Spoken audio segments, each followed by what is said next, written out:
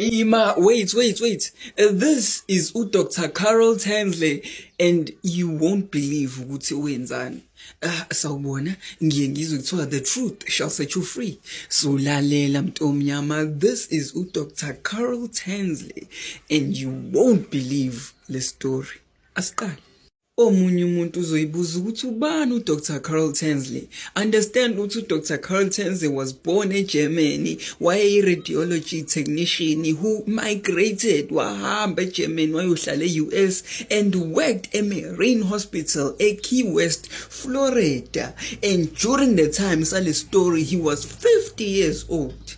Once upon a time we had a beautiful girl, sizombiza nguHelen. You see, uHelen wakhula enama dreams ukuthi uzoba famous. uHelen was very beautiful and she was still young, at 21, but wayebona successful empilweni and was willing to dedicate everything ekutheni ukuthi aphumelele afeze amaphupho akhe.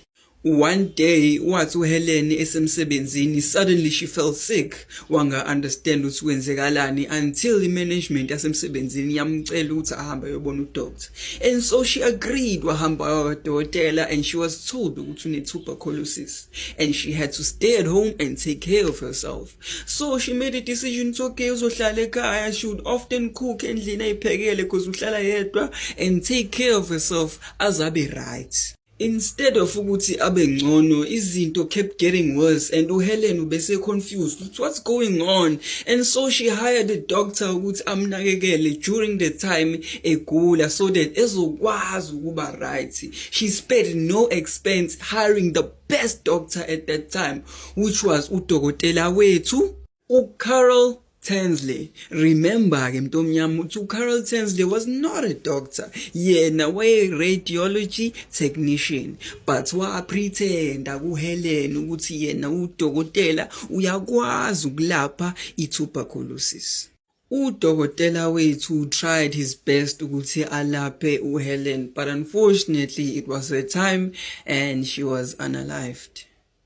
For those abangamazi uHelen, her full name is uMaria Elena, but e-America lashintsha igama lakhe kwa uHelen. Understand ukuthi she was a Cuban American woman owayehlala eKey West eFlorida. She was only 21 years old when she met udokotela wethu uTansley. Understand ukuthi she had tuberculosis, which was often fatal at that time. This is where the story now begins. Understand ukuthi uTansley was secret